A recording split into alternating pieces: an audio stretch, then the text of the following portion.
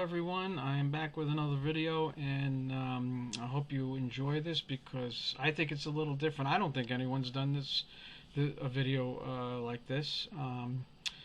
Today, I want to show off one of my favorite Marvel characters, Howard the Duck. As far as I know, no one's shown off a Howard the Duck collection. So I'm always trying to think outside the box and show things that are different. So hopefully you'll enjoy this, and here we go. Now, Howard the Duck started out as a character in Man-Thing series in Adventure into Fear number 19. It was just like a crazy little character that just took off. It continued into Man-Thing number 1. I'll show those in another video, my Adventure into Fear run and my Man-Thing run. But today we'll just concentrate on the Howard the Duck run. And today, here we go. And here's number 1, Howard the Duck. Now, when this came out, back in the day, they didn't call it speculation, but everyone thought this thing was going to skyrocket in price. When I was able to, I bought many copies of this. It didn't go up tremendously in value. I don't know what it's worth now, but it's probably maybe in the $50–$60 range. And if anybody knows different, just comment. I mean, I could look it up, but if you'd like. But that's a beautiful cover. Frank Bruner did the first 2 issues, and he also did his solo debut in Giant Size Man-Thing 4 and 5. And I'll show those when I do my Man-Thing one. And here's number 2. Frank Bruner did the interiors on that too. And there's a scene that he wanted to show with a naked Beverly, who is Howard's girlfriend. Not official girlfriend, where they're shacking up, but his friend while he's on Earth, because he's from another planet. But they changed the artwork in that scene. And then, sadly, I was not happy about this. Frank Bruner decided not to do the book anymore because I don't think he was able to keep up with the schedule. So, here's number 3, and I believe John Buscema did the interiors on that, and that's number 3. But, lo and behold, Gene Colan took over the book, and he actually did a great job. I really loved what he did. And they had some crazy villains in this run. And this is the Sleeper. And Gene Colan's first interior artwork on the run. And a little wrinkly. I got to change these bags. I should have done that before the video, but let's see. Great covers, too. Arena of No Return. Yeah, since I have these out, I'll change these bags. The Secret of the Cellar Sinister. I mean, this is a great series, and Steve Gerber did the writing, and he was I didn't like what he did on the Defenders, because, but he was great on Howard the Duck. Weird type of writing, weird type of stories is what he excelled in. So he was perfect for Howard the Duck, and he wrote Man-Thing also. And back in 1976, there was a big campaign before Jimmy Carter was elected president. They were pushing Howard the Duck as president. Not seriously, but they kept pushing it, and it was a big thing back then. And in number 9, he fights the Beaver. Cool cover, right? And let's see, number 10, really nice cover. Gene Colan was really great on this. He was great on Daredevil, but he was great on Howard the Duck too.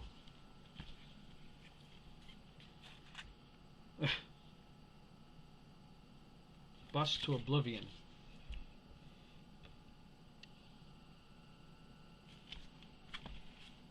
And number 12, kind of a famous cover, semi-famous.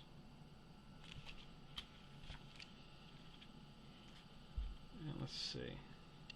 Omen of an Exorcist. Because back then, The Exorcist was a big movie. Back in the 70s. And here's Howard the Duck doing his Son of Satan takeoff.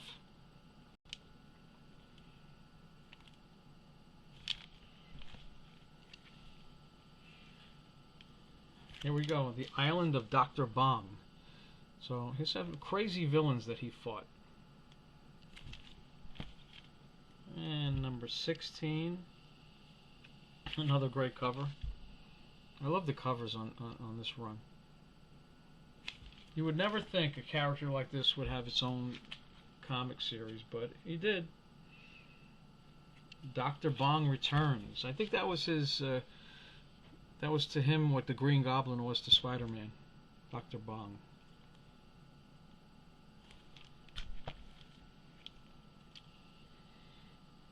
And number 18.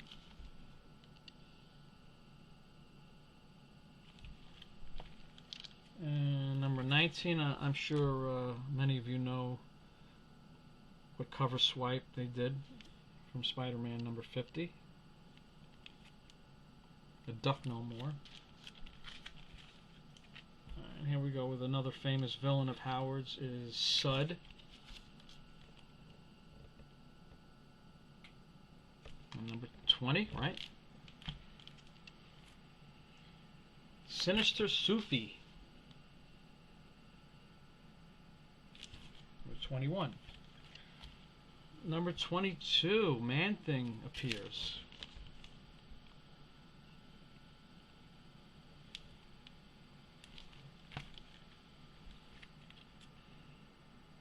Number 23, their Star Wars takeoff parody.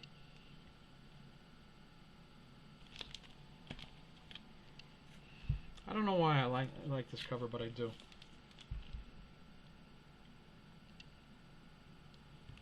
'24 and 25. He fought some normal Marvel villains. Circus of Crime. And this is not a long run. I think it was 32 issues. I love this cover. I love that cover. Like I said, Gene Colan did a great job, and I hope they do a Marvel TV series now that they have the CGI to do Howard the Duck right. 27? Yeah. 27. Circus Maximus. It's a great title. And oh, I bypassed one of the issues. Was the first comic book appearance of Kiss.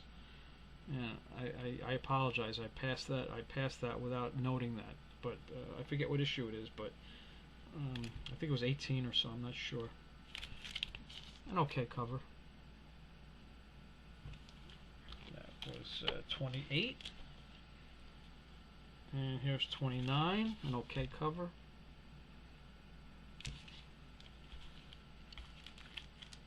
And here's Howard the Duck's takeoff of Iron Man, Iron Duck. Number 30. I'm getting down to the bottom, but I have a special treat after that. Number 31, and Dr. Bong comes back. Like I said, Dr. Bong, I guess, was his main villain. Final Bong. Final Bong. And the last issue of the original run, number 32. Horrible cover, but that's the last issue.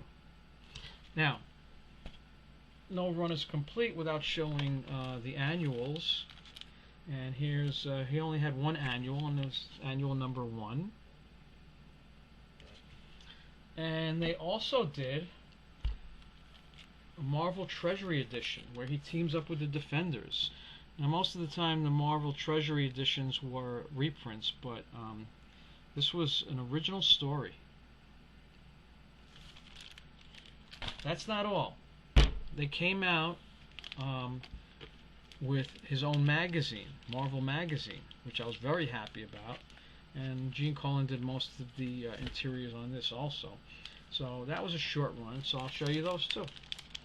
Number 1, Howard the Duck Magazine. Now, they were able to get more adult with these because it was a magazine. And Beverly looks beautiful on that cover. Number 2. And these are all beautiful near mint copies, so I'm very happy. Jack Davis, a Jack Davis cover, famous EC and Mad artist, Mad magazine artist. Let's see, number 4. Funny cover. And number 5. I don't like that cover. Looks like a young kid drew it, but don't have the whole run. And number 6. Love Howard the Duck. Love Howard the Duck. So I had to get everything Howard the Duck. Number 7, Man-Thing.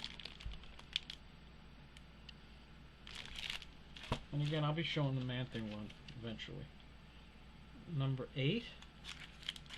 I don't know, maybe he's doing a Batman parody. And the last issue, number 9. And that's it. So, like I said, I don't know of anyone who's done a showing off their Howard the Duck run, Marvel Comics, but that's mine. So, thank you for watching. Take care.